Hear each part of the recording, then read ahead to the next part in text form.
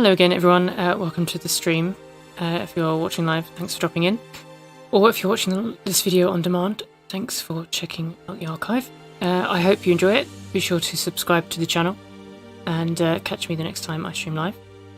If you were watching the previous part of this stream, you know that it ended quite abruptly because my streaming software decided to crash.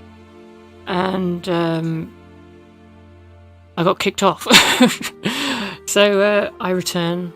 Fingers crossed it will be okay now. But yeah, for some reason my stream software crashed and my camera went weird. Probably, you know, both together decided to ruin our evening. But never mind. So I thought I'd come back because I hadn't finished. I still had stuff to do. I still had some more paint work that I wanted to kind of work on. So I thought I would come back on. And yeah, hopefully we won't have any more issues. It was all going far too well, wasn't it? So never mind.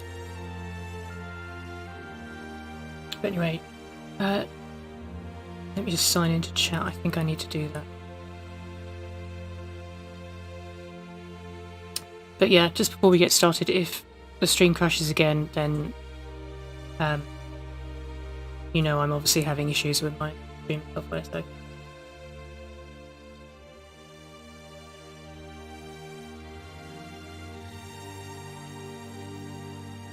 but hopefully those of you who were watching before have come back.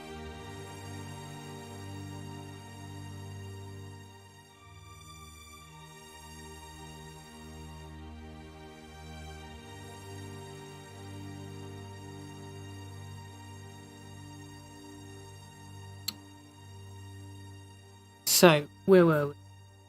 I think we were painting this section, weren't we? So, let's get back into it. Get back into the zone, hopefully.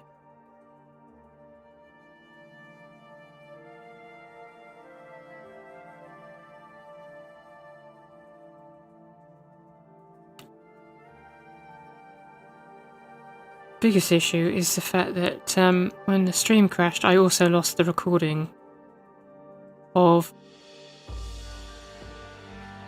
the stream, of the video. So the stream is still available on YouTube, but I was also recording the stream directly to my computer as well at the same time, and it seems like that is now being corrupted.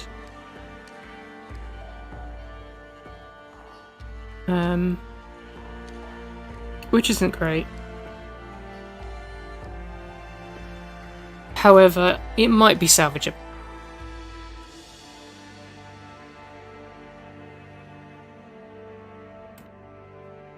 I know that you can download YouTube videos, so I might be able to salvage it that way.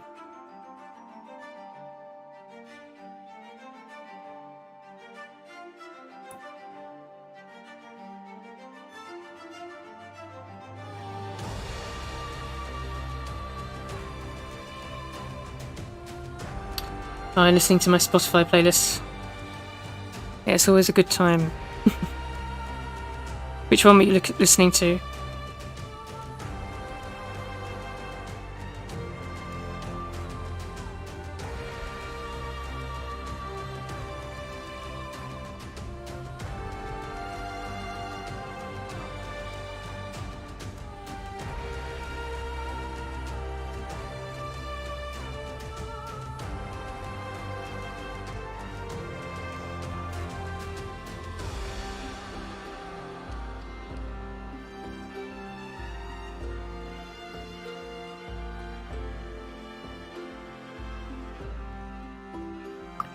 Just lightening up this area here.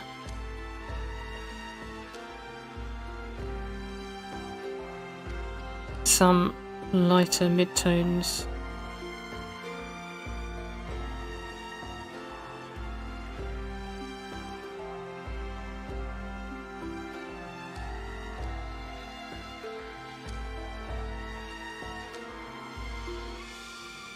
Oh yeah, the World's Edge playlist. Yeah, that's the one with plenty of movie music and video games and various fantasy styly stuff. It's a little bit more stereotypical is the wrong word to use, but it's a little bit more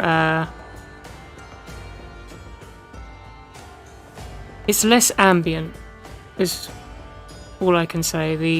The other one, the other playlist that I've got on there is more kind of atmospheric.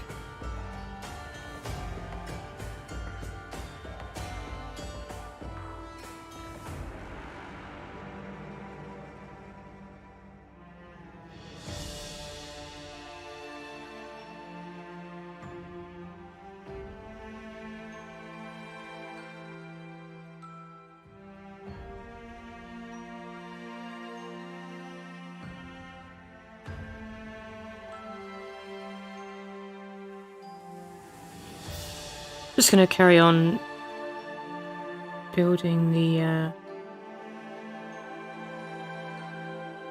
mid-tones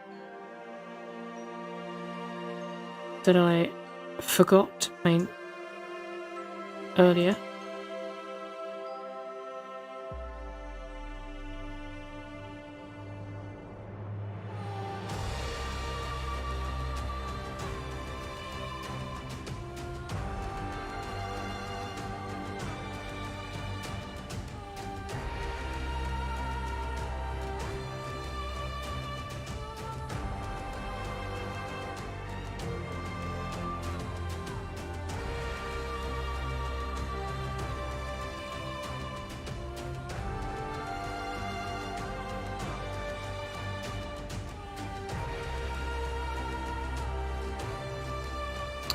Before adding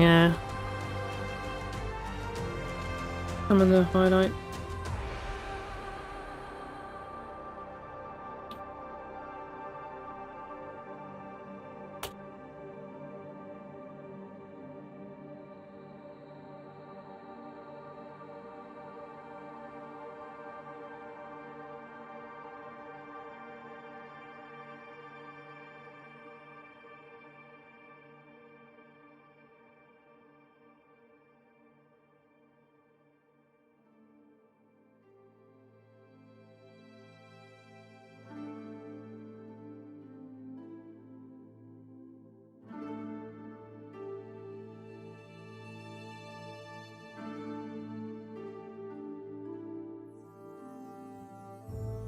Make sure that that tendon there doesn't look like it's dissecting the finger, cutting the finger off.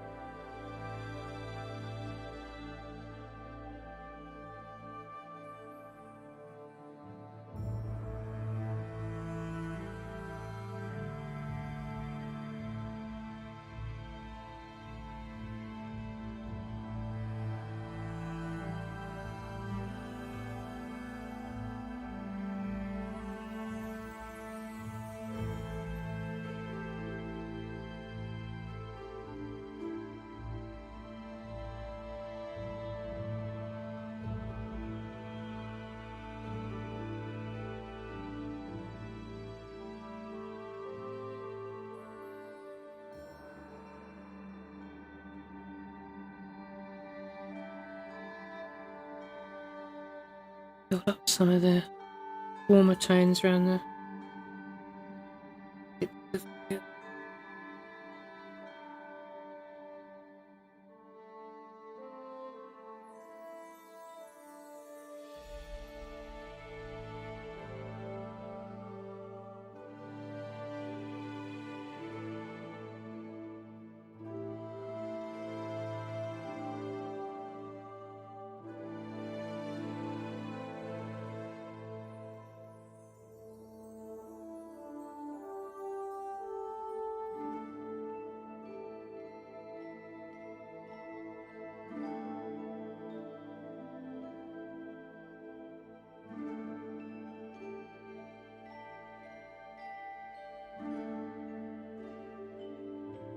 like I was saying earlier, where it's painting is a little bit like carving,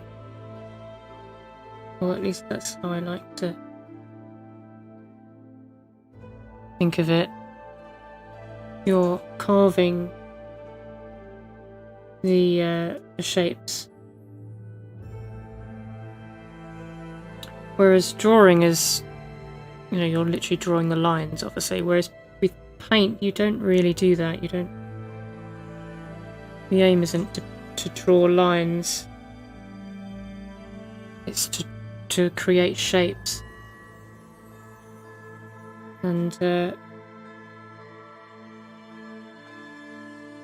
know, start with, as you would start with giant lumps of clay. You start with giant shapes, and then you carve into it, you chisel into it, and you refine it.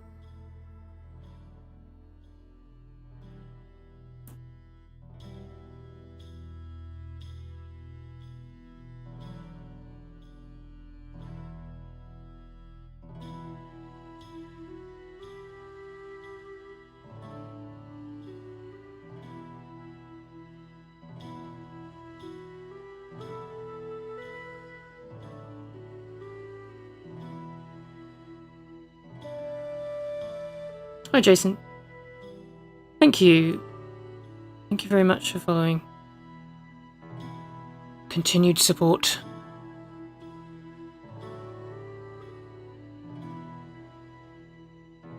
Yeah, I've tonight is the first time I've live streamed on YouTube. Thought I would give it a go. It was all going very well until my streaming software decided to crash, and I had to completely reset my computer.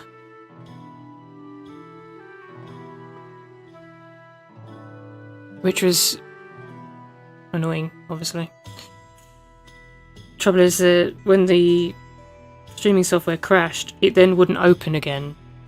If it had, then I would have just been able to have carried on straight away, sort of thing. But anything I tried to do, it just wasn't interested. So I had to completely reset my computer, which meant having to reset the artwork and the music and everything, and the microphone and the camera and everything. So a pain.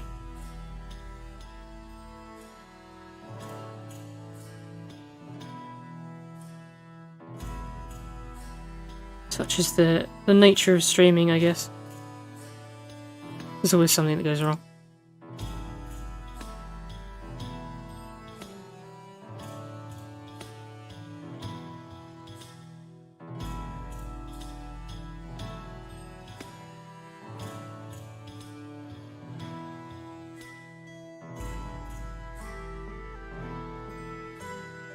I was thinking the other day, and had a little look at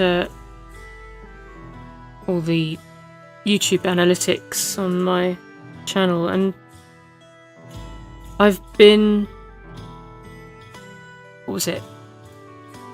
Was it 2010 that it started? No, I think it was 14 years since my first video, my first YouTube video, which is crazy, but that would make sense because I didn't start doing videos until a few months after I graduated, and that's when I kind of started working freelance. So it must be that long. And then it made me wonder, like, how many of those people that followed me 14 years ago are still following me now? Do they even use YouTube anymore? Probably do, but... Because that's the thing, you know, some people have got so many followers out there and, you know, on the social media in general, and it's like, how many of those people are actually, like, current users?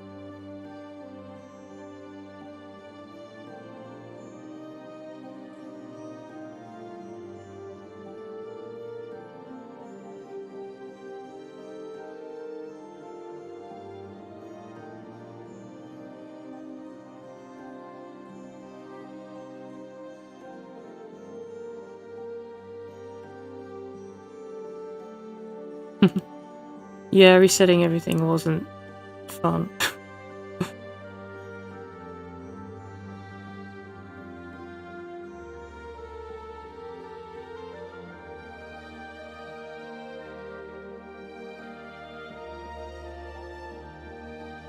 Wow. The book cover, yeah, the Wolves book cover. It was, yeah, it was a book cover, you're right.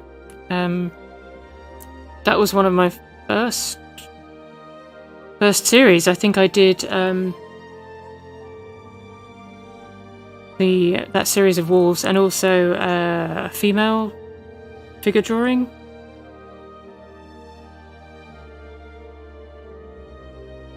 Kind of about the same time.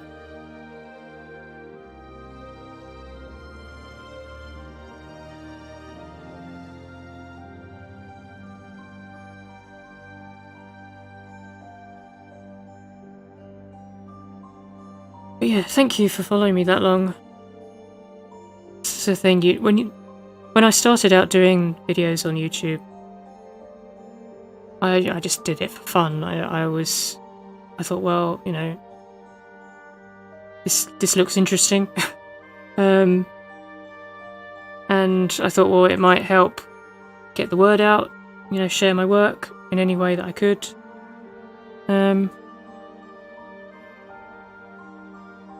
Not once did I think, oh, you know, 14 years later I'll still be doing videos, or I'll still be doing live streams and that sort of thing, and the same people that were there will still be watching. You know, I did not, you know, you don't expect that sort of thing.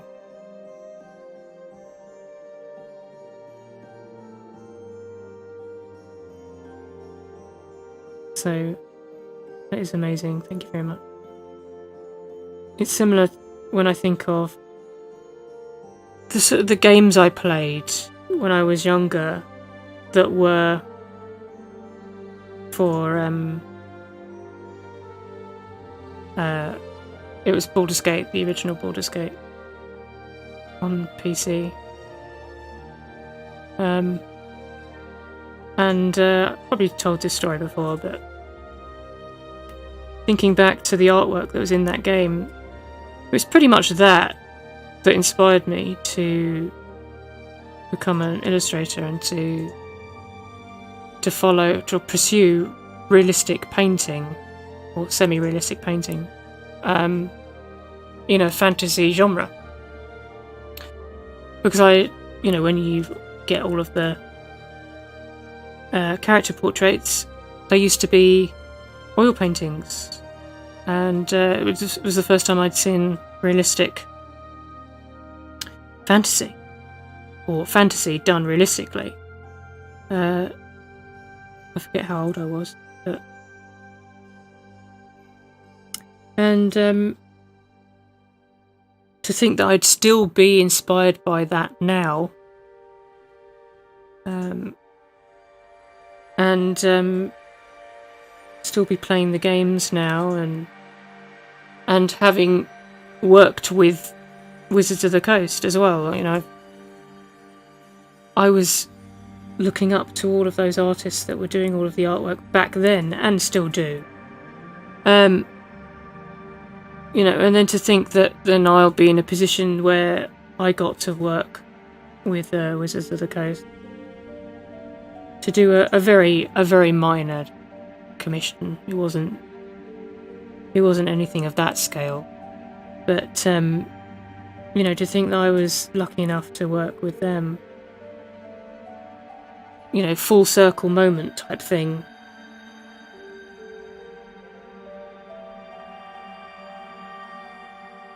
You don't expect that sort of stuff to happen.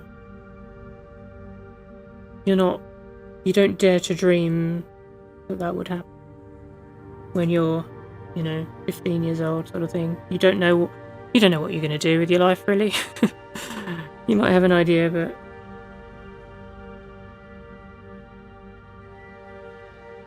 I certainly didn't, anyway.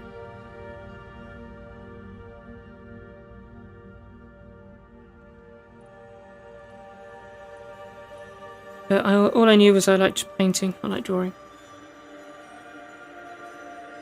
yeah, never did I think that I was gonna be working in the same industry that I was inspired by way back when.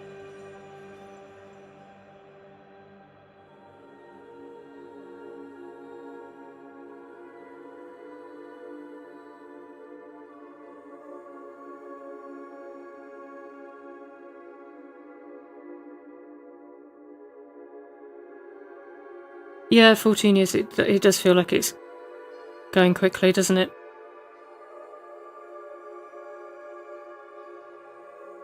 Also now, I was talking about something the other day and talking about it as if it was yesterday, or like, the previous year, but actually was 2 or 3 years ago. No, hang on a minute. Where did that... It was 3 years ago?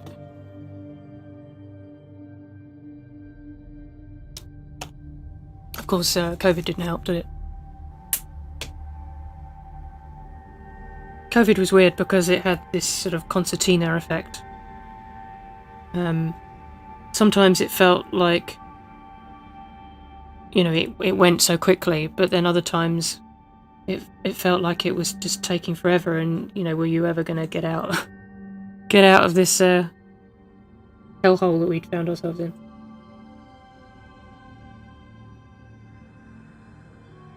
We probably talk about things now, and then you realise that was before COVID. That was before 3 years of COVID.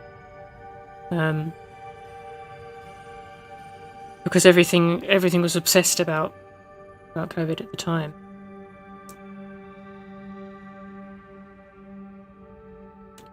And things ground to a halt somewhat, didn't they? So.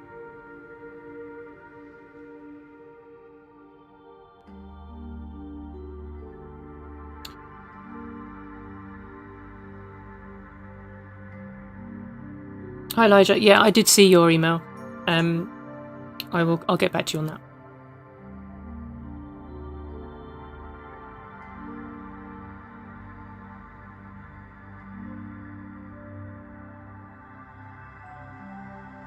Good question. What would I do to combat wanting to quickly get a drawing or painting done versus taking your time and not getting bored? Taking a break. I would say. Taking a break. Never underestimate the power of walking away from a piece of work and taking a break. Sometimes it can be the most important thing you do. Because sometimes you can be desperate to finish something and just get it done, and you'll be inclined to rush it, and you'll make mistakes, and you might mess it up, or you might sit there for hours, trying to make something work, and it's just not happening. And the best thing you can do is just walk away, take a break, go for a walk, work on something else for a while. Even if it's, you don't come back to it for a couple of days later or a week later, whatever. That's okay. You can do that. I think I said earlier that I've spent a year on and off working on a personal painting, and there are times absolutely that I sort of got bored of it or felt the labour of it and was like, wish I was further along with it. And instead of rushing it, I just took a break and worked on something else, usually a commission or something. But taking a break can be the very thing that helps you put your thoughts in order and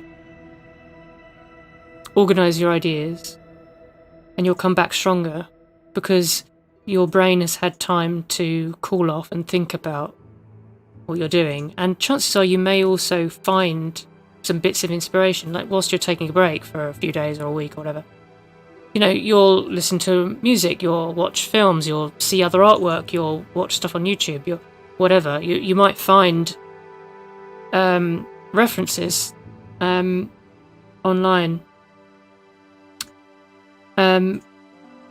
that will be the very thing that gives you that brainwave to go, now I know how to solve that issue.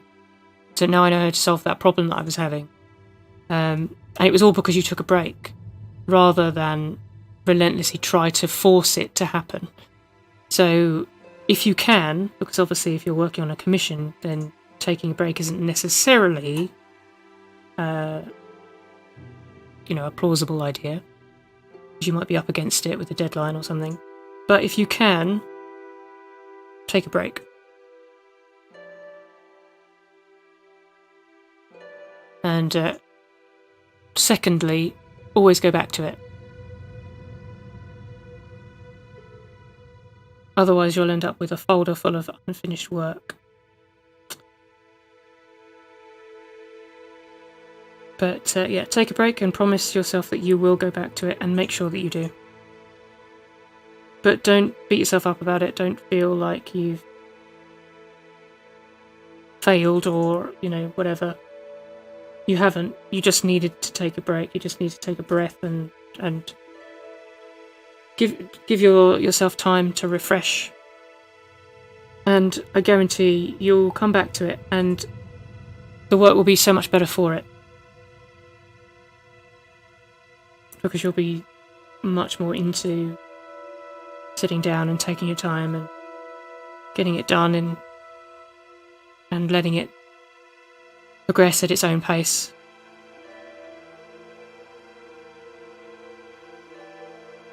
Hi Jason, yes I am. I've got a reference.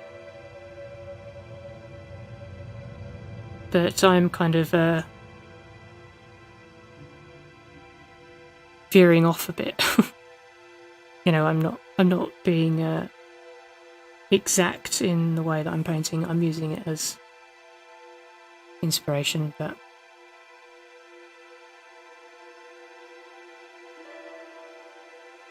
it's not entirely from my brain.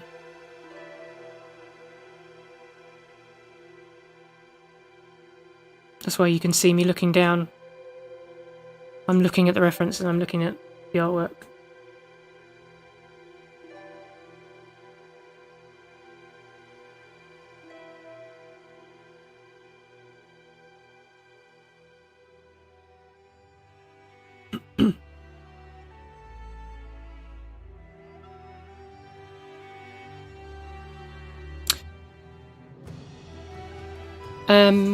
Selling merchandise.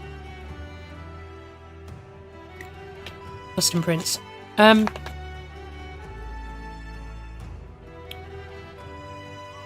would say that it's cheaper to get it printed online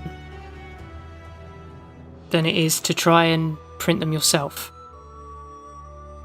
Now obviously, your experiences might be more fruitful than mine, but when I was trying to print my own work, I just got frustrated because I couldn't find the right paper, I couldn't find the right inks, I couldn't find the right printer, and I found that what I decided to do was print out some test strips. When you're doing a test to see if an image comes out right, you don't have to print the whole image, you can just print a portion of it, because it helps to save ink.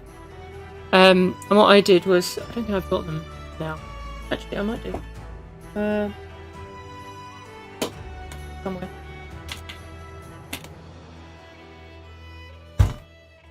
Where my lack of organisation. Oh, here they are. See, I knew these would come in handy. So what I did, to be honest, looking back on them now, they're not actually that bad, but at the time I was kind of annoyed. So,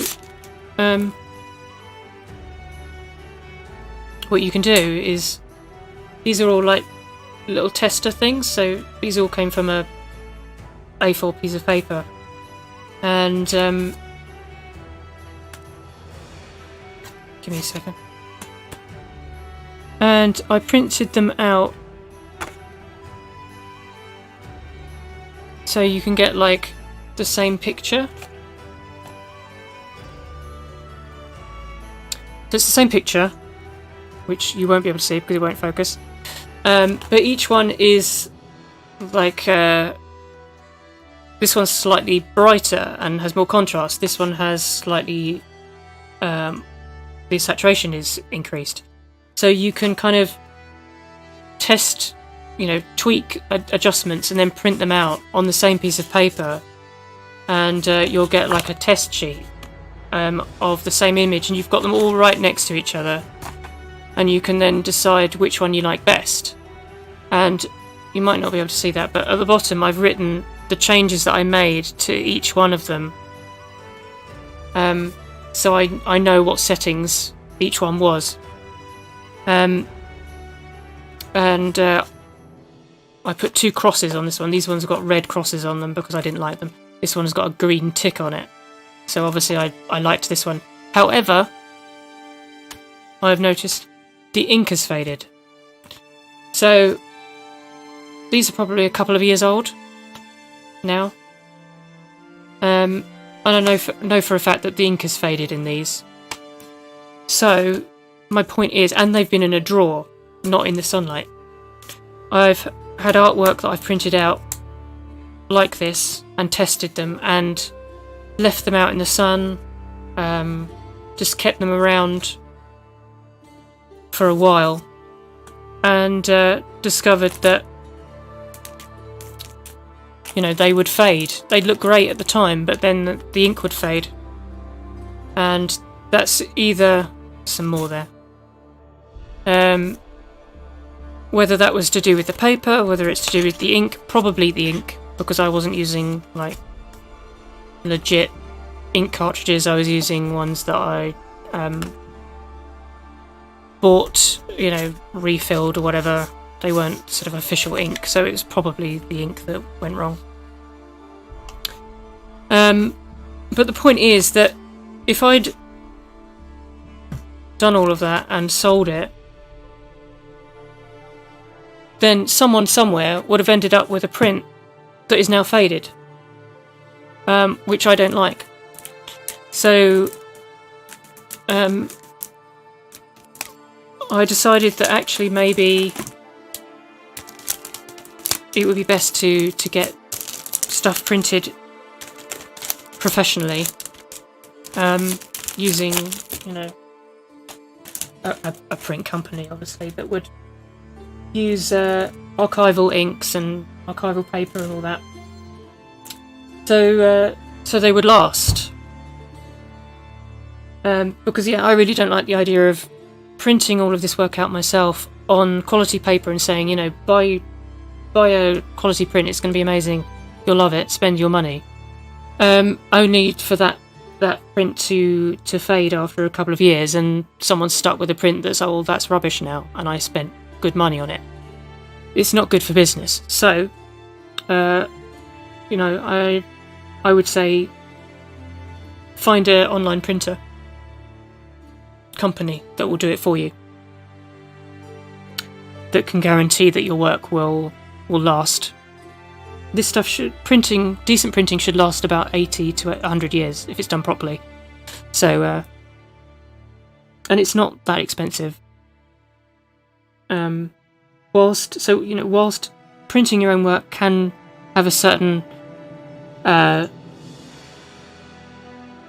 excitement to it, because it's like you're being self-sufficient and you're having fun doing it, and it's perhaps cheaper in the long run, because you can you only need to print the images that have actually sold. When an order comes in, you can then print it and send it, rather than buying large amounts of stock or anything like that. Like hundreds of prints would be expensive. However, buying your own printer would be expensive. Replacing the ink would be expensive, replacing the paper. There's probably a combination of things that you can do that would make it cheaper. And more reliable, but to be honest, I kind of didn't have the will to just keep wasting paper and ink trying to get the combination right. And So I thought, you know what, I might just get a professional to do it. Because that means that I can spend more time painting and creating imagery. And, you know, I always think if a job's worth doing, get a professional to do it. Hire someone who knows their stuff, who knows what they're doing, if you can. Because they're going to have more experience than you. Any printer is going to have more experience than me. So,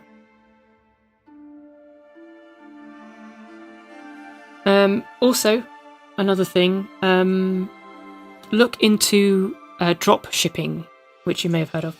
It's basically where certain print companies will, if you get an order on your shop, whether it's on your website, on Etsy or any one of these kind of marketplaces, certain print sites will you be able to link them together. So when you get an order come through, that order will go automatically through to the print company, and they will then fulfill the order and deliver it for you. They will post it for you.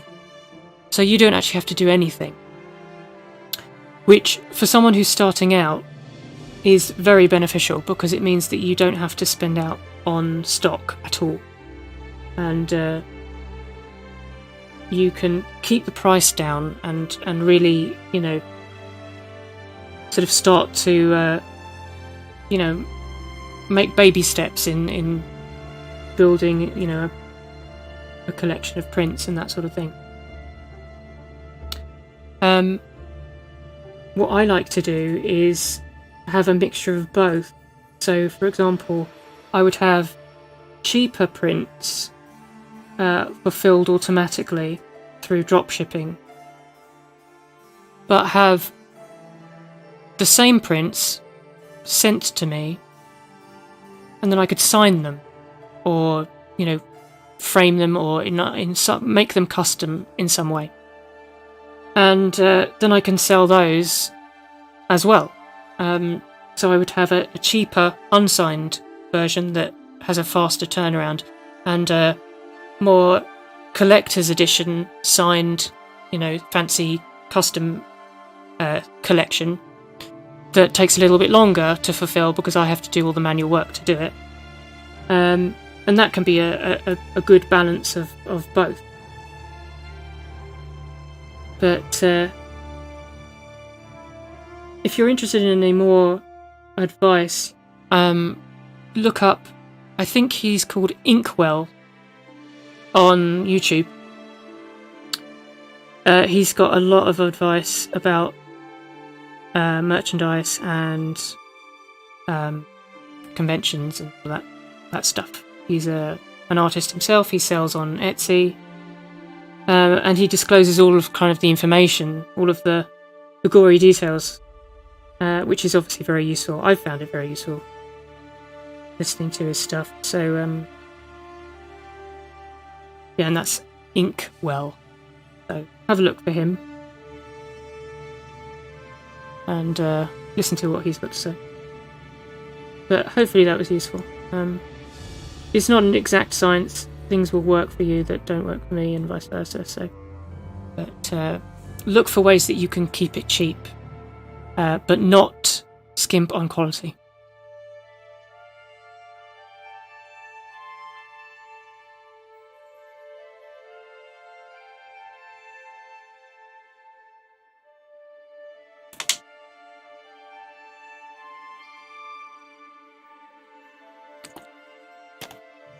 Yeah, exactly. I mean,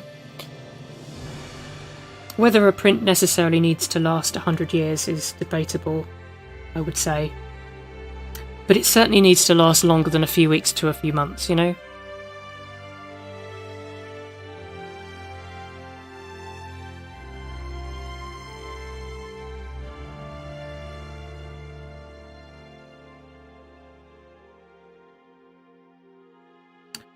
Right, let's continue.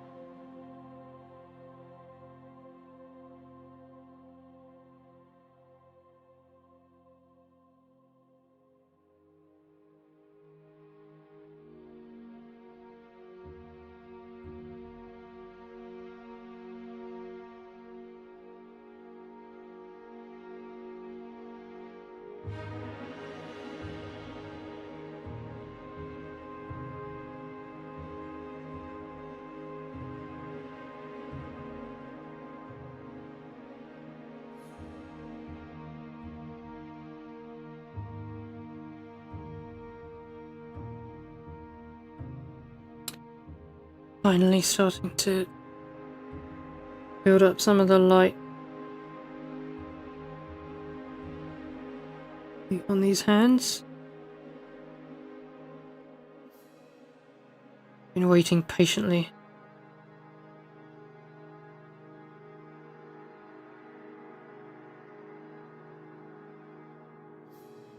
To build this up.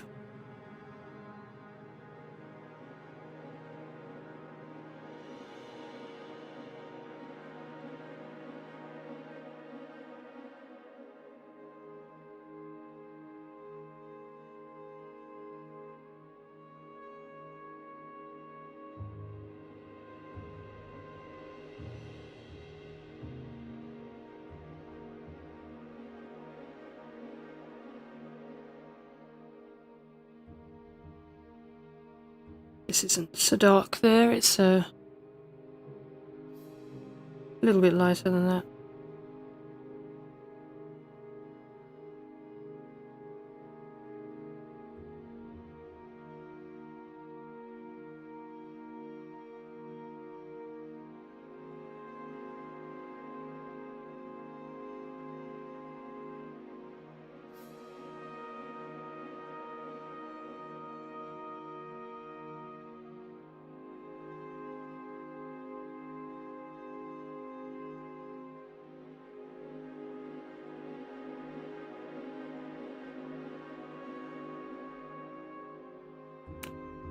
And I'm trying to be a little bit more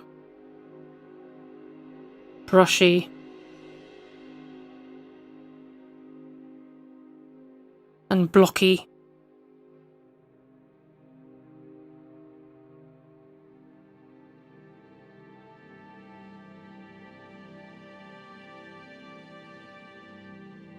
To give it a little bit more character.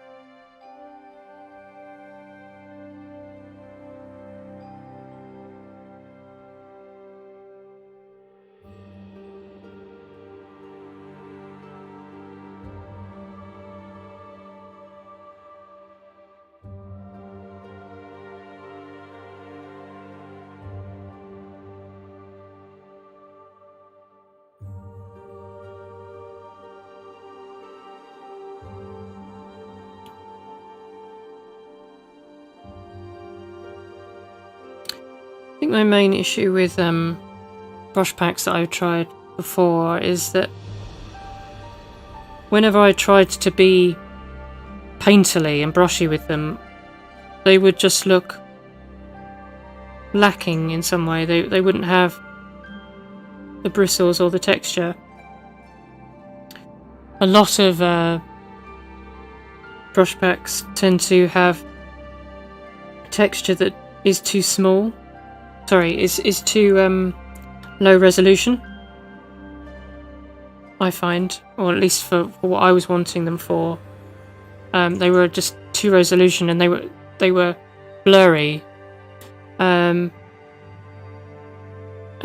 what I've done with my brushes is that the textures and the swatches that I've made for them are very high definition, so you can use them quite big, and they won't lose their fidelity. If anything, they'll be, you'll see more character and detail from them, because you're expanding them. Basically, the textures and the swatches that I've used are probably about 5 to 10 times bigger than how you would actually use them. but the option is there to scale them big and use them and go crazy with them, and you won't end up with blurry textures or blurry swatches and brush strokes. They'll be crisp and characterful, and it's the same with these here. Just using them, I can see the bristles and the texture that I built into them. And the thing is, if you use brushes that are too pixelated or blurry, then it will just look sort of soft and lacking in fidelity, really, and that would always irritate me. And you know, just because I wanted to paint loose doesn't mean I want it to look blurry. And thankfully I was able to build brushes that don't do that.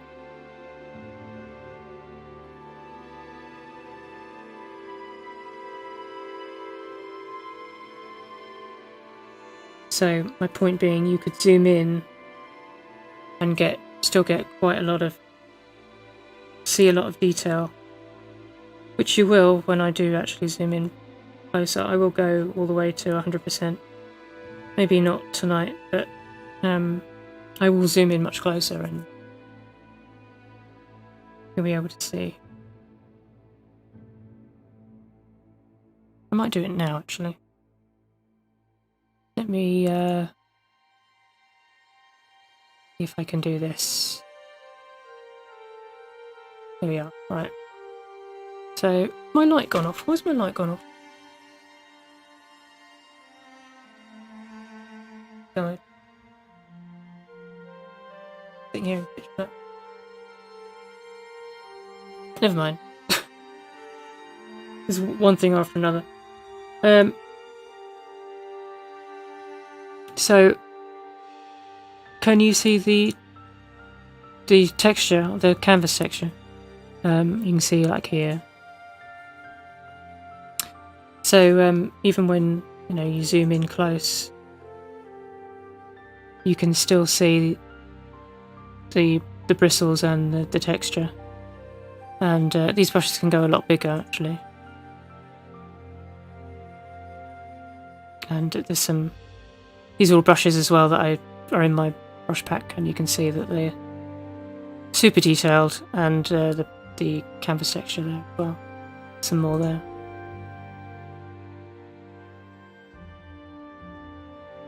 So they won't sort of get all blurry and pixelated when you zoom in.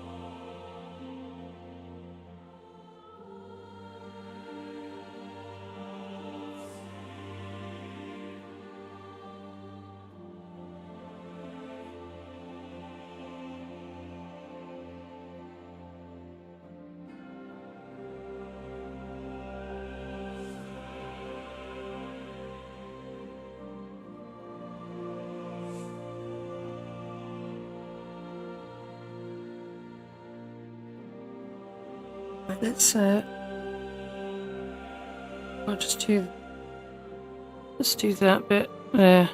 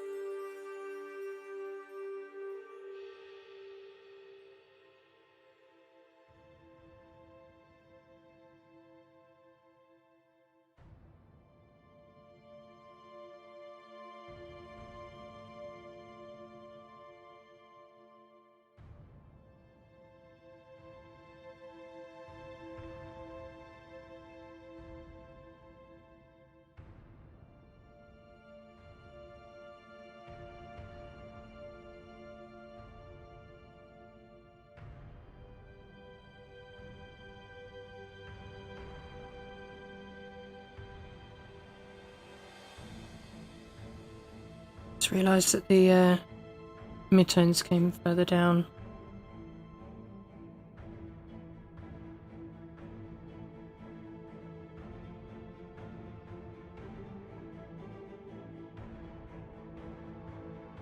Like I said earlier, it's always nice to get to this stage because you've got something established, so you can start to make smaller adjustments and refinements.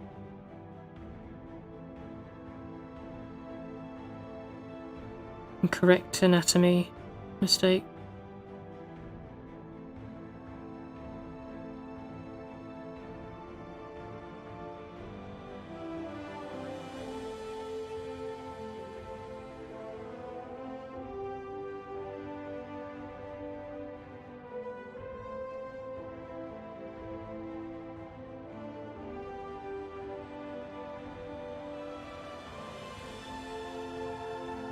It's not as dark there.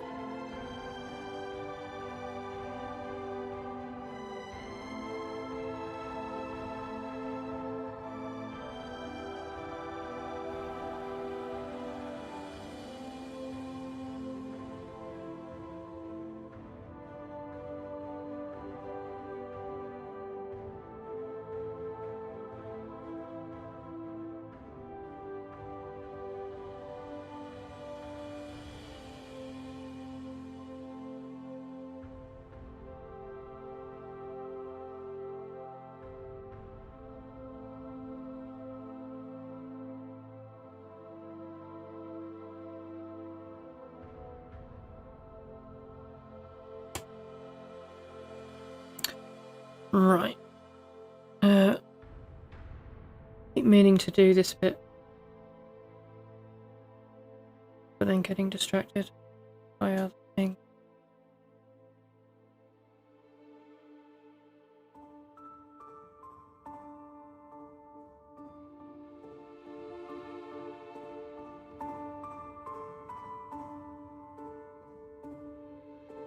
Yep, exactly. It's all about lighting, really.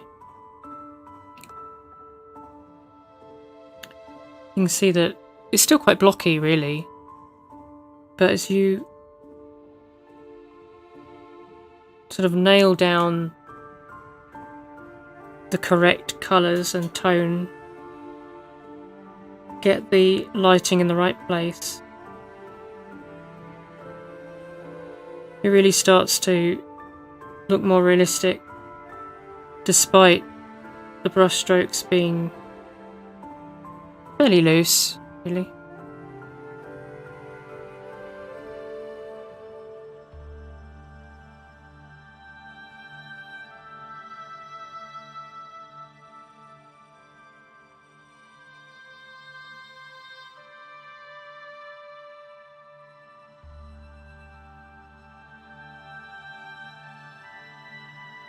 But it's not perfect, and it doesn't necessarily have to be.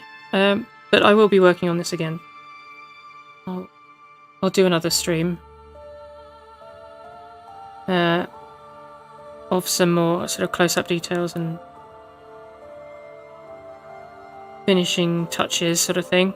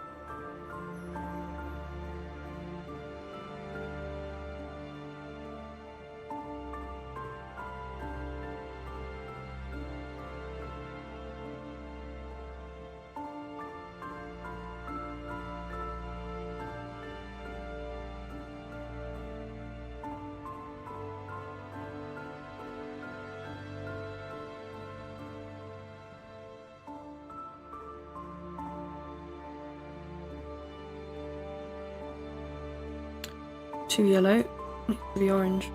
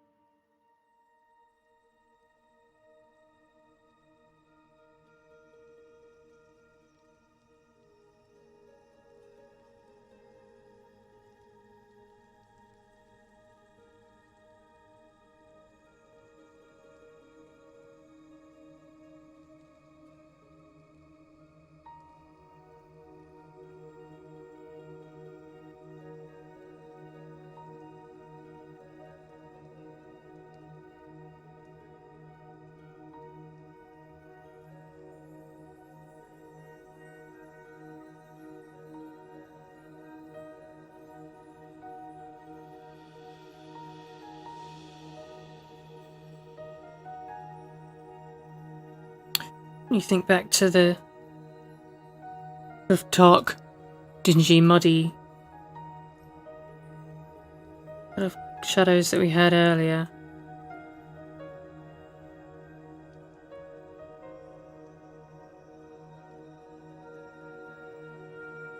And I promised you there would be orange in it. It would be orange light. And to fight the urge to, paint all of the nice red and orange tones first. But instead you have to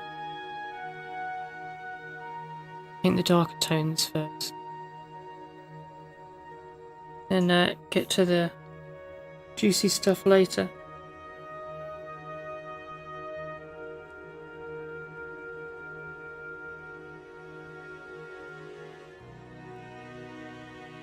It can be difficult to see the colours.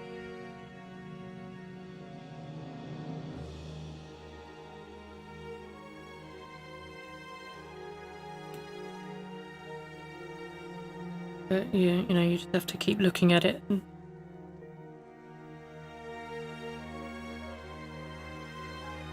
eventually you find them.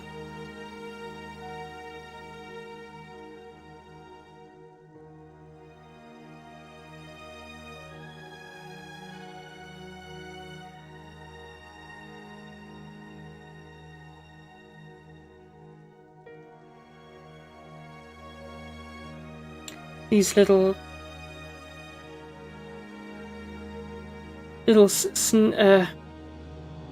touches, I guess, of light are so important on these fingers here, because they help to define the shape of the finger here. So like this light here tells you where the shadow of this finger begins and ends.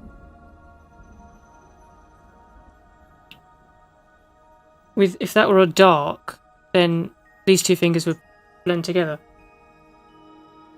and it would just be a mess. But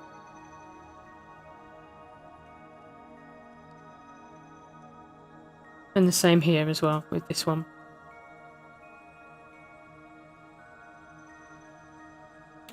And this one here.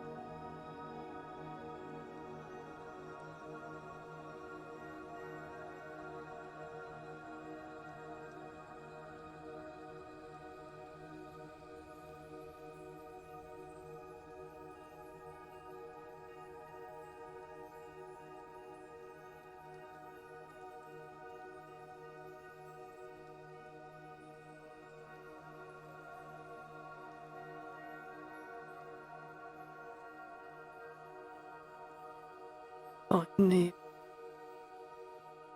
shadow. Yeah. Finger is a little bit lumpier. It's just got a hint of green as it turns the corner.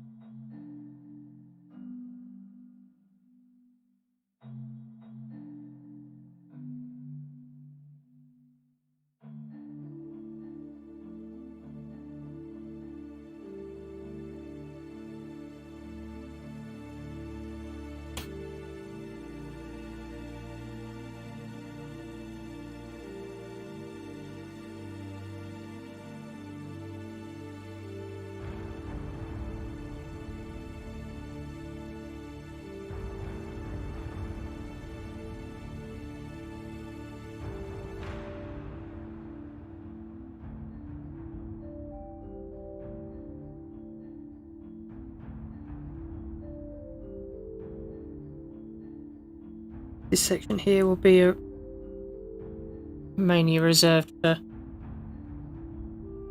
sort of more zoomed in close up work, because the folds in the finger need a closer inspection, really.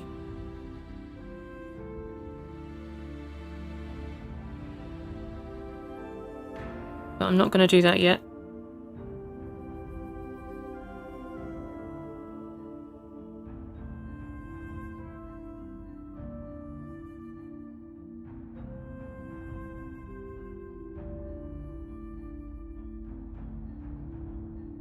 This green part of the shadow comes down further than I painted it.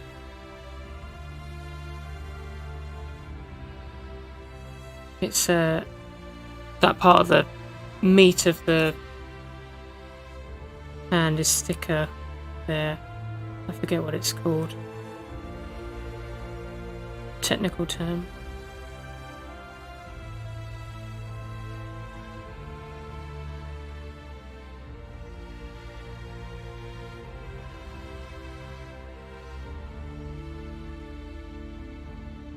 And it sweeps up there. And that bit there sort of sneaked in.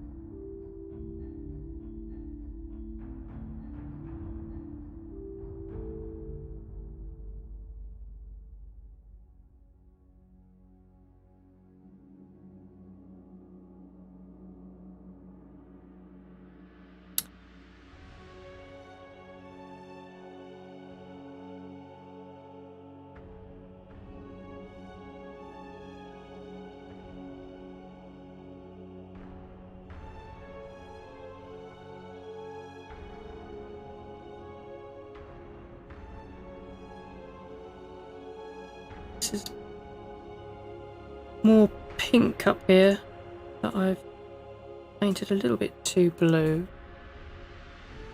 Not that I dislike that, but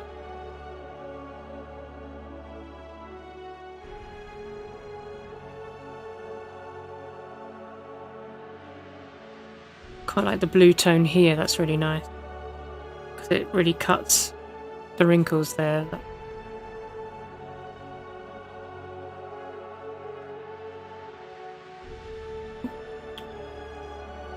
Remember that contrast can... It doesn't have to be brightness. It can be colour.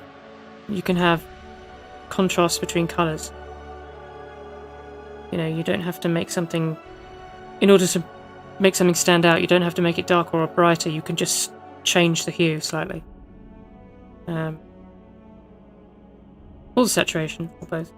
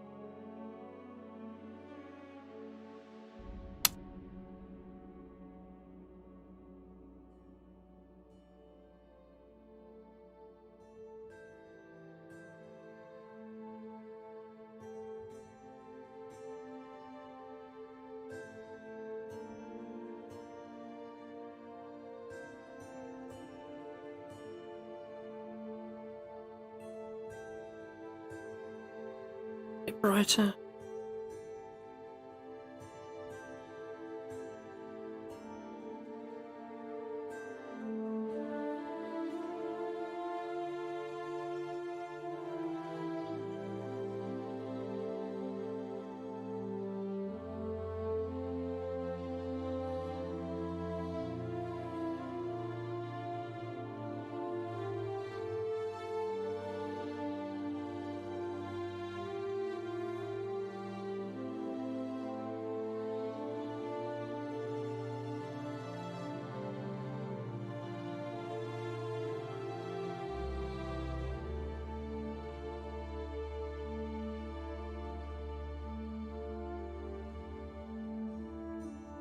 A little bit of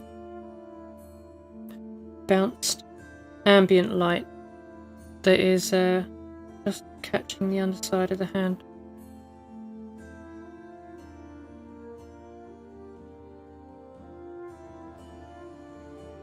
Because it's light that's bouncing down and hitting the floor and bouncing back up again. And it's just warming the underside of the hand. Just a little bit.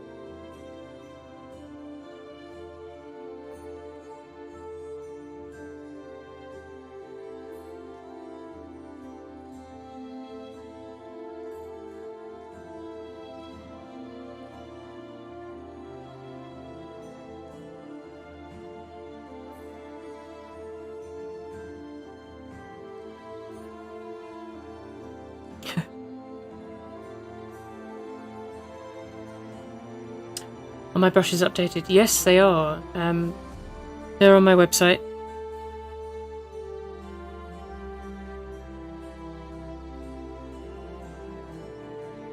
I must have changed them many times since then.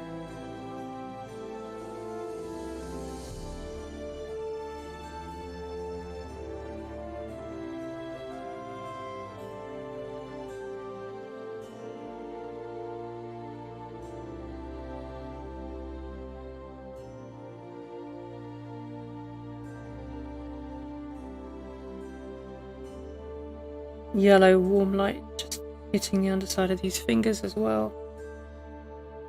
So we've got like a nice greenish shadow through the sort of center, and then a little bit of that bounce light bouncing up from the floor.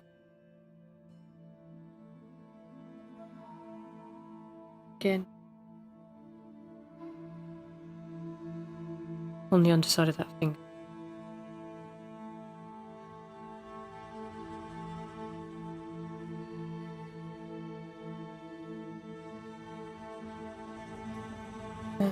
On this one.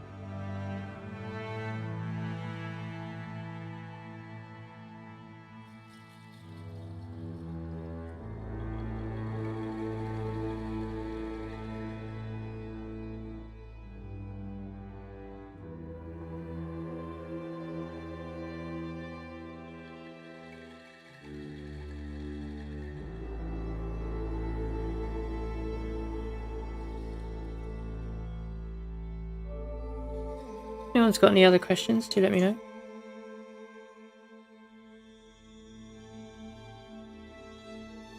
I don't want you to think that, you know, I'm too busy to answer questions, but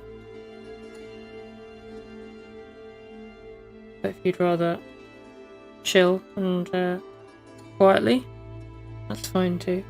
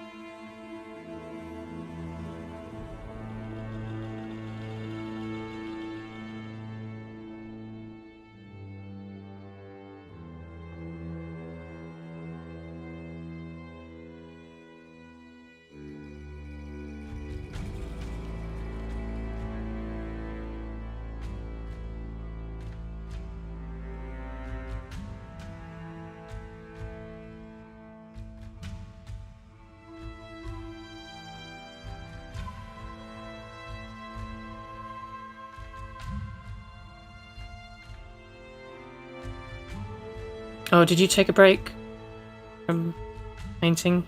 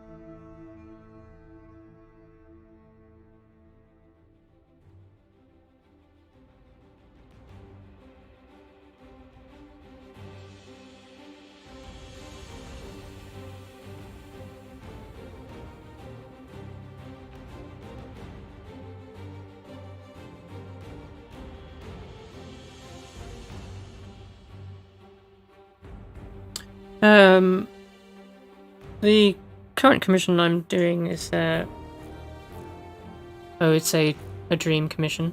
It's not started yet, so fingers crossed it actually happens.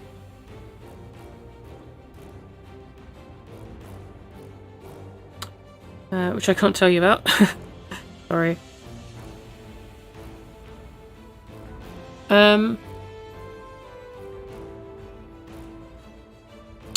I guess I would like to do a Magic the Gathering commission at some point.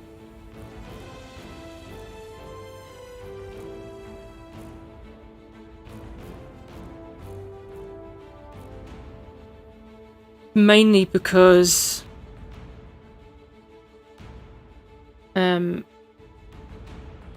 it's kind of like one of those markers, I guess, in any fantasy artist's career.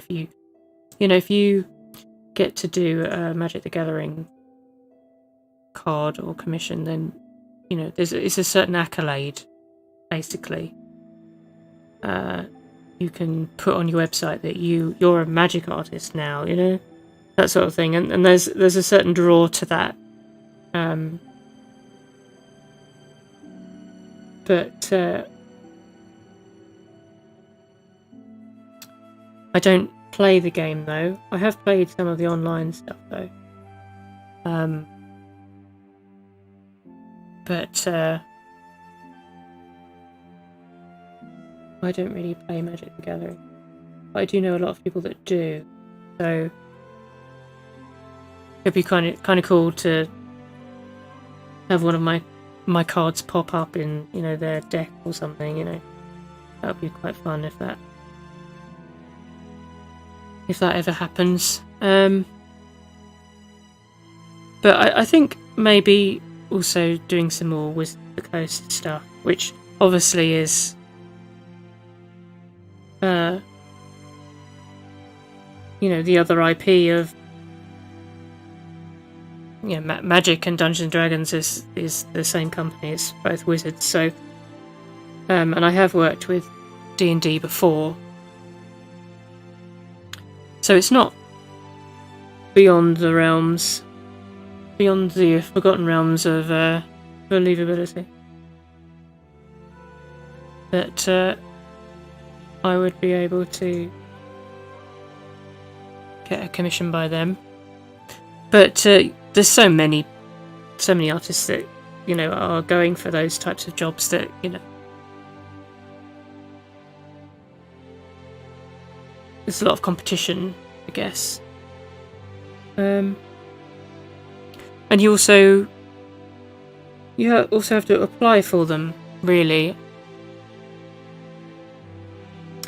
Wizards have an art drop email where you email them and with a short email and a collection of about 5 pieces of artwork that you think represents you and that they would be interested in. And they must have so many submissions to go through.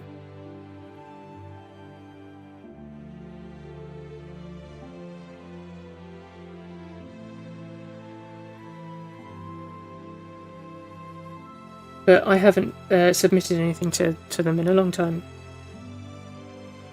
Because I've been busy with other things and or building my brushes, and you know, I spent probably the past couple of years really figuring out what I wanted to do with my work. You know, it started with COVID. You know, a lot of people did a lot of soul searching, I think, during COVID, because they were like, what the hell is going on? And, you know, certain things suddenly became very important to them, or not very important to them, because, you know, everyone was faced with this illness thing. You know, I thought about what I wanted to do and started making brushes and really enjoyed it. And I kind of like focused on that really. I've been doing some private commissions for smaller clients and building my brushes and kind of practicing and trying to kind of relearn things and change the way that I painted somewhat and get quicker at doing it. So I haven't really reached out to commissions to clients in the same way as I would have done, you know, beforehand. But my brushes are finished now. There are some more that I have planned to do. But for now, they're in a nice place, a completed you know, there's no need to kind of like start fiddling with them again and changing them. I'll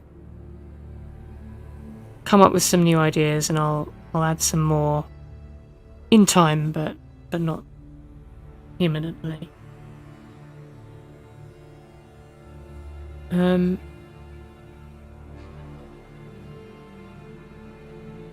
And like I said, this year is going to be really busy for me if all goes well, so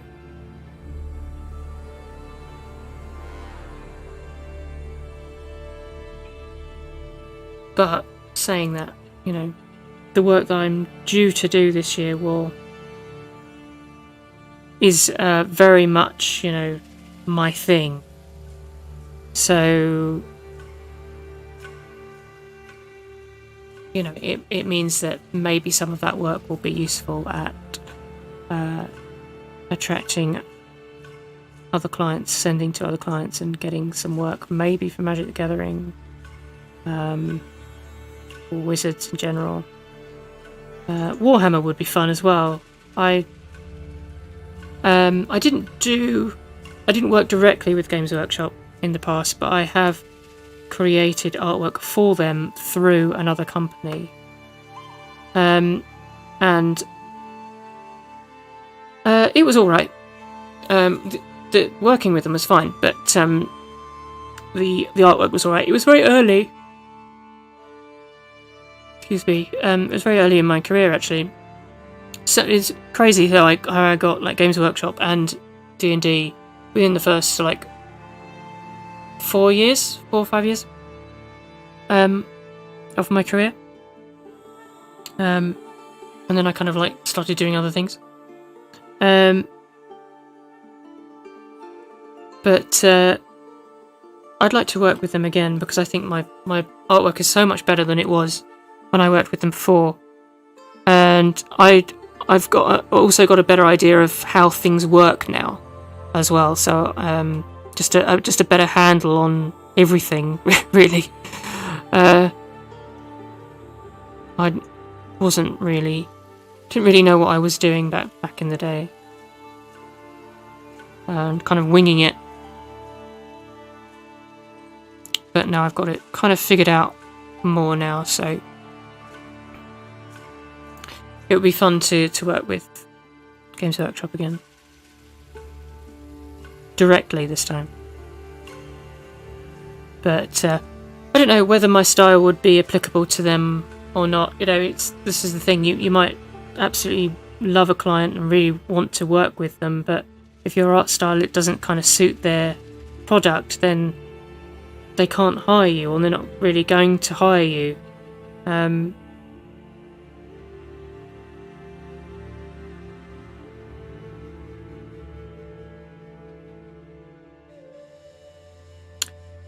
Who else?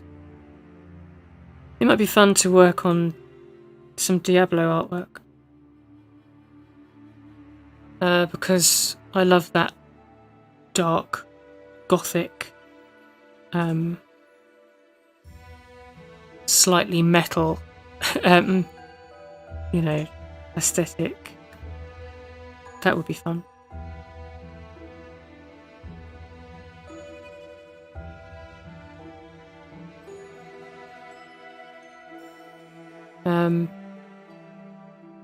The artwork that I'm doing now, the personal piece, is actually somewhat inspired by Diablo, I guess.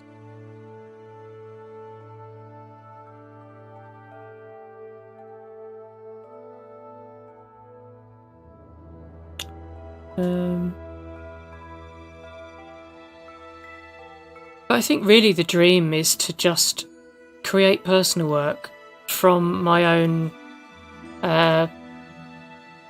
little fantasy world in my head. And, I've got a whole host of characters in here and landscapes and ideas for things I want to paint.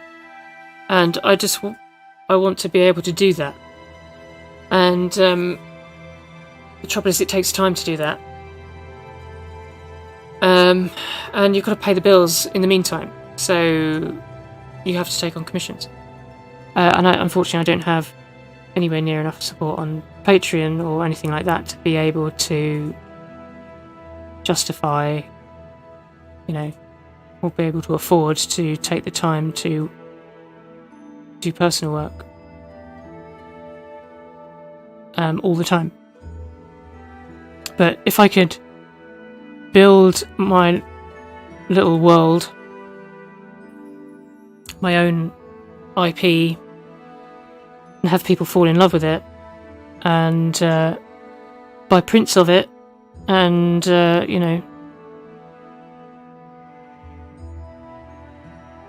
be able, essentially be able to fund my life through my own IP, that would be great. Because then I could take as long as I needed, realistically, and just, do whatever I wanted. And so I always feel like commissions are great, but there's so much more that you can do. And no one ever commissions you to do that. It's never quite right. It's never quite exactly, even the commission that I've got coming up, it's great, but it's not perfect. It's not something I would necessarily want to be happy to do for the rest of my life, if that makes sense. Because some artists are like that. They can you know, I don't know, they're happy to work for Magic for the rest of their life. You know, that's all they want to do. And that was their aspiration, that was their goal. Some people want to work for Blizzard and work on World of Warcraft, and they want to work in the studio at Blizzard, and that's their life. That's what they want to do. I've never wanted to do any of that. I've always wanted to make my own work and have it be profitable, which is a lot to ask, really. But fingers crossed.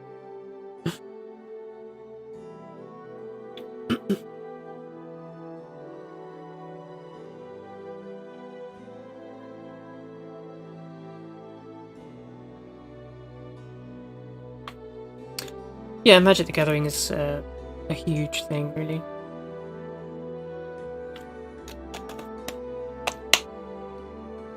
And they pay very well. Which is why a lot of artists can, you know, survive on it. Which is great, because they can dedicate themselves to working with them and, you know, producing amazing artwork. There's a reason that a lot of the artwork there is fantastic and has certain qualities, because they pay well, and that means that the artist can justify spending the time to make the artwork amazing.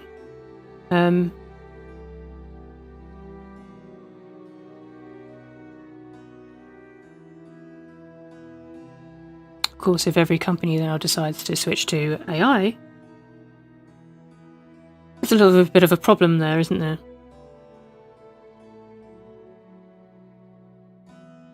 But let's not get into that conversation.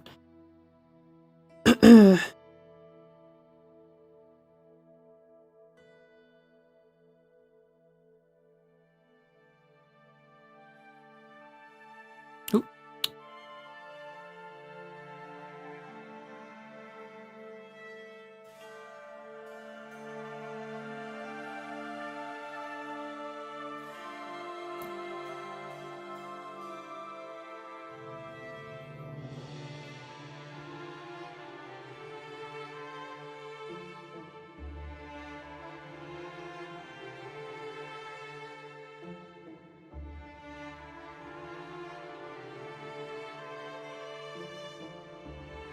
Just doing some final checks, really, to see if I've got everything kind of covered.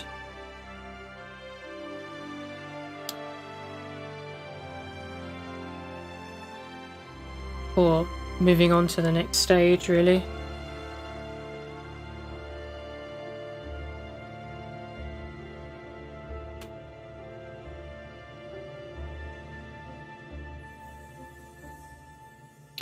I should also point out that if this were, you know, a small image, let's do this again. You know, if this were a small image, that would be fine.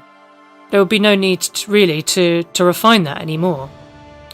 You know, if this were part of several figures all talking to each other and stuff, that's fine.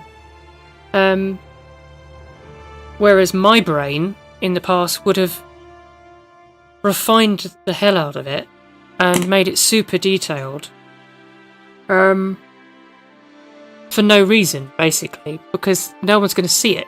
Because if it's going to be super small, then there's no need to paint details that no one is going to see. Also, if you were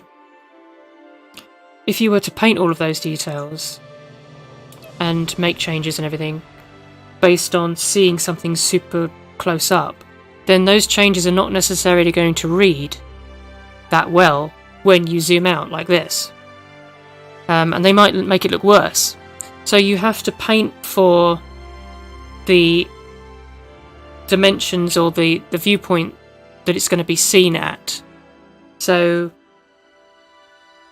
you know, if something needs to be really zoomed in, then yes, you would want to, if it's going to be like this big, then yes, you would want to go in further and refine it, which is what I will do.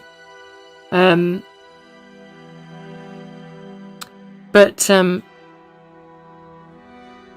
if, like I say, if you have it smaller, or smaller still, then there's no need to refine that any further. So that's what I mean by, you know, how big is someone going to see this, and you know, what's the requirement in terms of level of detail, because otherwise you could spend ages refining something when it's just not necessary.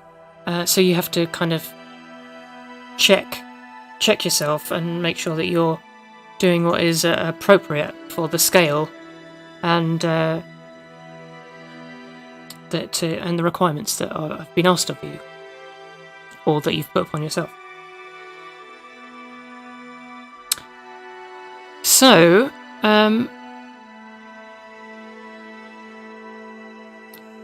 can't see anything else really that I do other than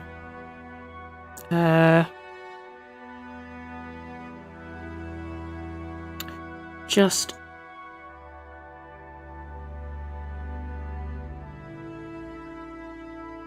doing the nails just a little bit more. This was actually a detail that I was going to kind of wait to do until next time when I'm zoomed in further.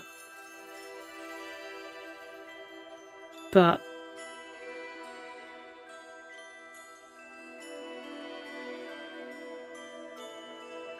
I can probably get away with doing some of it. Particularly this one, that was nagging me because it looks too dark otherwise. This finger in general needs work.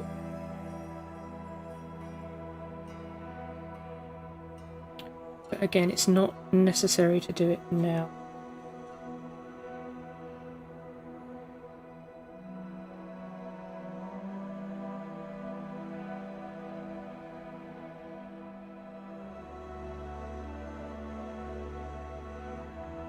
We'll get rid of that. There.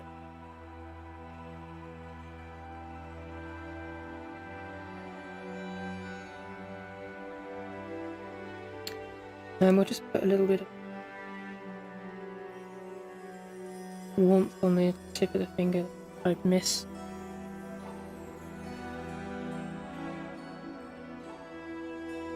If anyone's got any final questions, let me know now.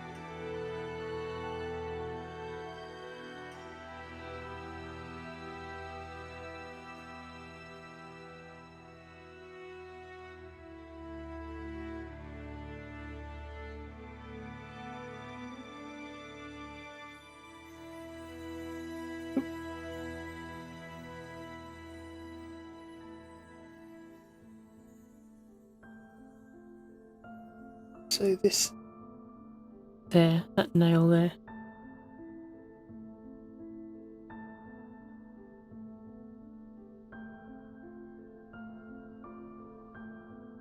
A little bit too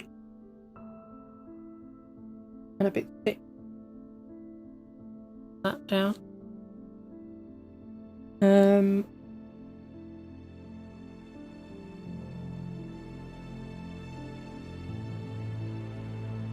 It's also a tiny bit of nail there, which I don't know whether I'll include that, because that, I messed it up. That nail there is this finger, so it's a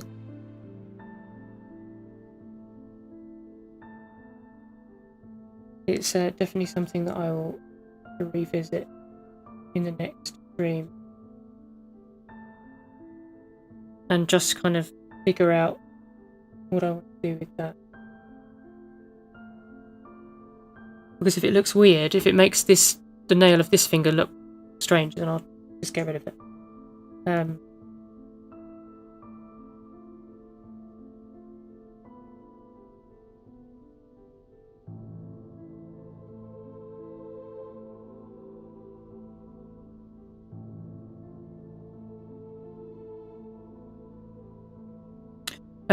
Will I stream here rather than elsewhere?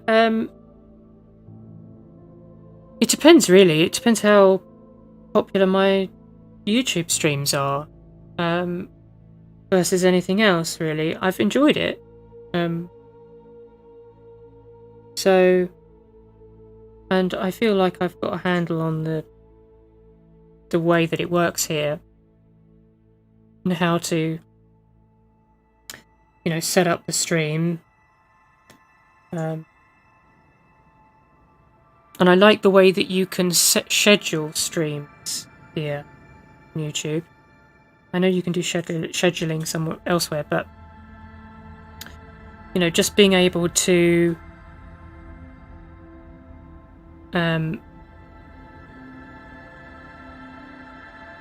schedule the stream and have it pop up on the feed so people can see it and people can be notified, and, you know, it's a much more obvious way of advertising streams, especially as I like posting videos here as well, so it kind of makes sense to kind of try and keep it in one place, which was partly the reason that I thought I would try out live streaming over here. But also we'll see about the viewership in terms of live, you know, the live stream, but also whether people watch the stream when it's video on demand as well, like on my normal channel. It might be super popular, it might be that nobody watches it. So I'm not sure yet. We'll see. If you like my streams here, then please support it, like the content and all of that. Drop in when you can.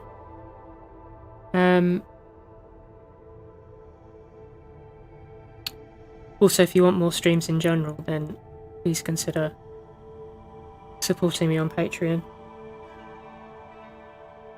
so that I can afford to take the time out to do streams.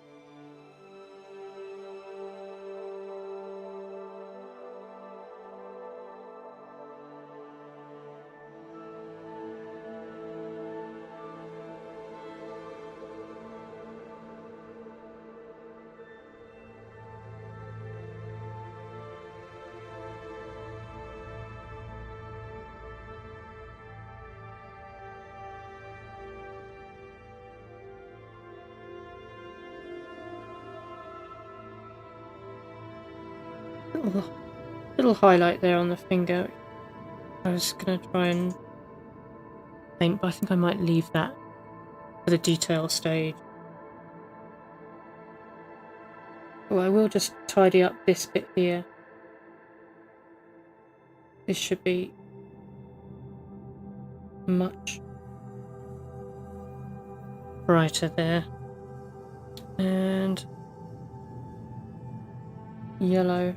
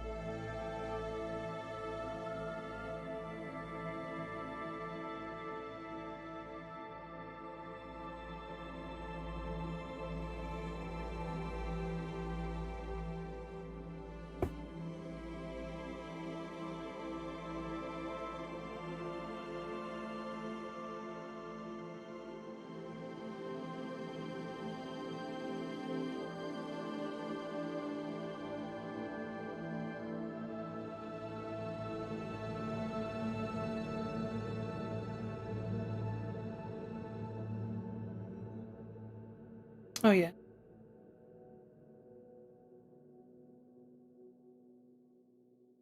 Nail.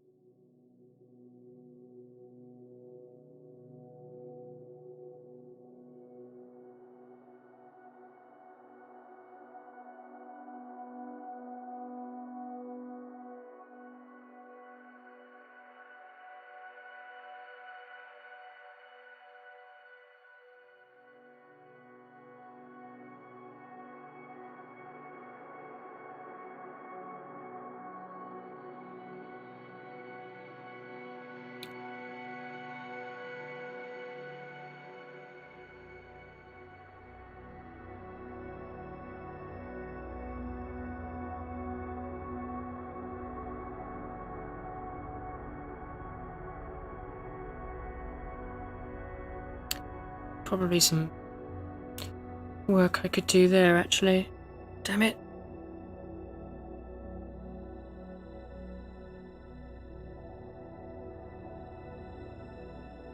I knew I'd forget something.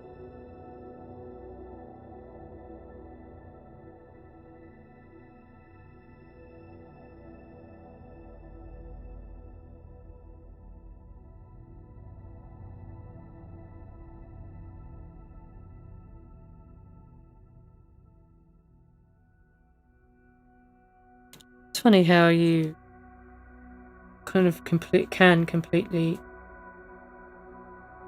overlook things, even though they're right there.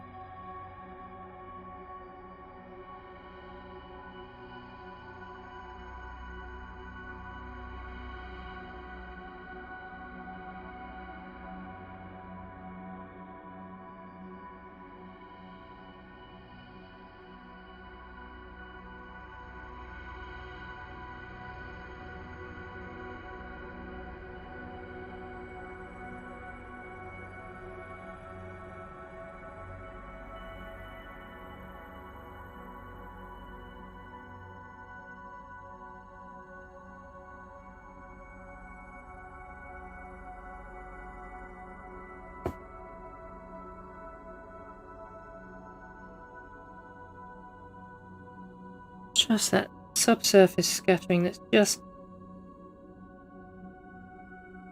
light that's catching the underside of the fingers, but also it's just bouncing around in a thin layer of skin, just making it glow just a little bit.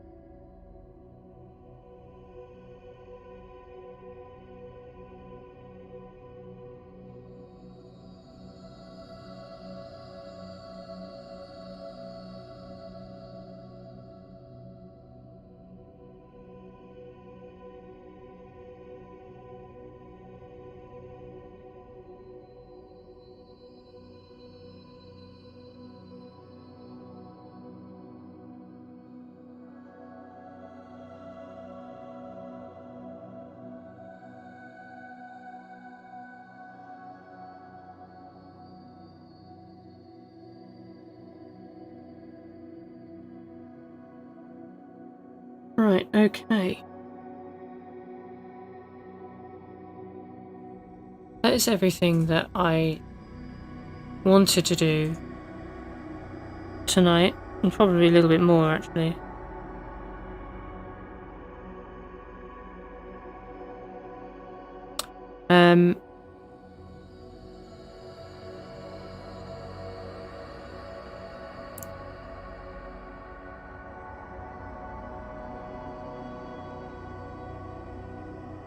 which is very good news.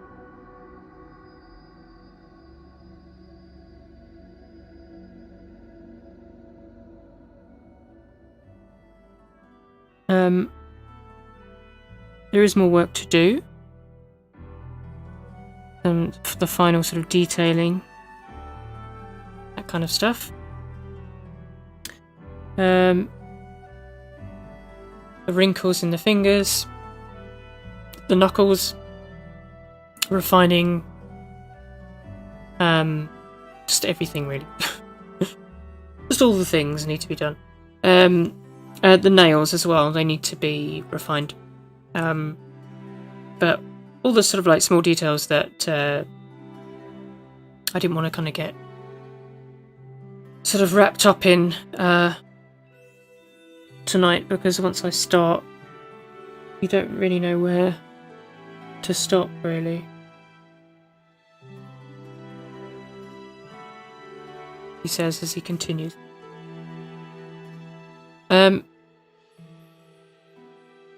It's a bit dark. A bit light. No, it's fine.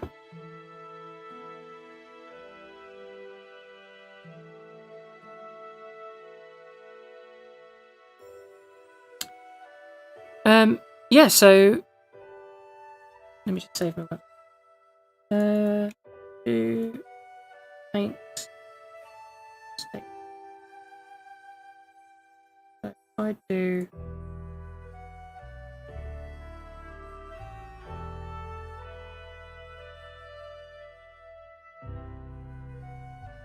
why is my keyboard not working?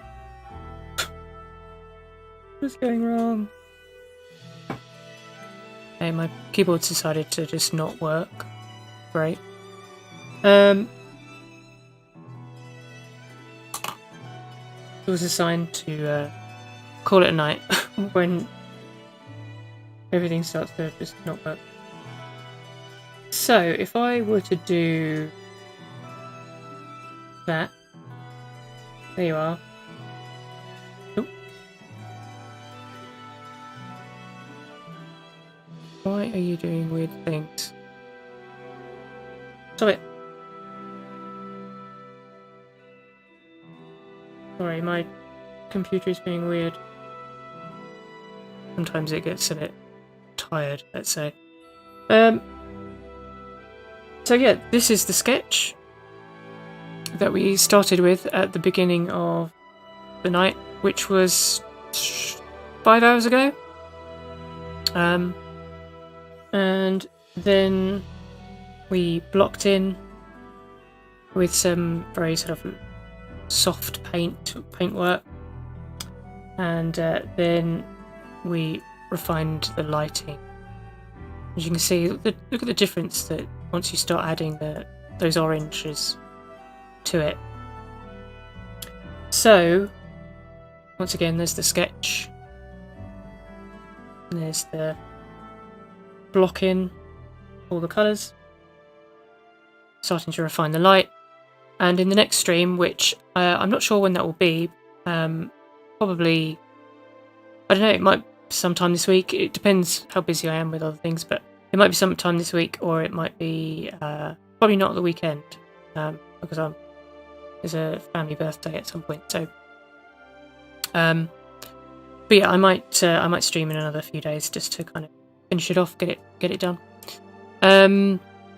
But yeah, stay tuned, subscribe to the channel, and keep an eye on the feed on the wall, and I will schedule the stream so in like a couple of days in advance, so you'll be well notified when I do decide to stream again. And yeah, you can come and join me if you would like. Just checking there's no.